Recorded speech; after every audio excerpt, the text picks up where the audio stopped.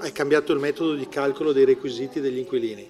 Prima c'è il reddito, oggi c'è l'ISEE, questo inevitabilmente ha prodotto delle differenze nei canoni e anche nella valutazione del diritto da parte di chi attualmente è all'interno delle nostre case. Dopo le polemiche delle ultime settimane, il presidente di Ater Venezia ha voluto far chiarezza su alcuni punti, in primis sottolineando il cambiamento del metodo di valutazione e poi snocciolando numeri importanti.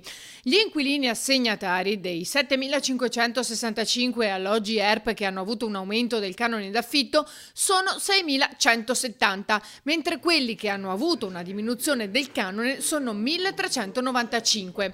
Ad oggi, fa sapere Ater, sono 1.282 le persone che hanno un ISEE superiore ai limiti imposti dalla legge regionale e 643 assegnatari hanno un ISEE superiore ai 26.000 euro.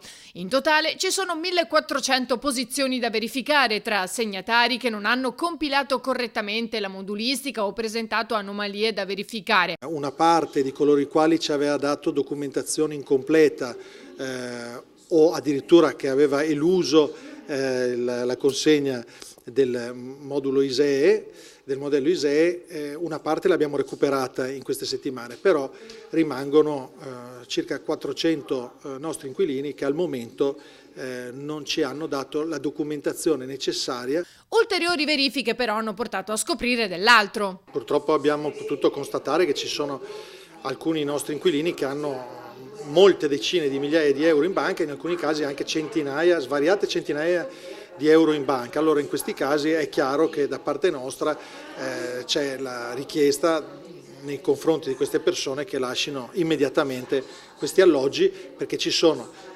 migliaia di famiglie che non hanno in questo momento titolo per poter entrare negli edifici pubblici, negli alloggi pubblici, ma che ne avrebbero diritto e quindi quelle case devono esserci restituite immediatamente.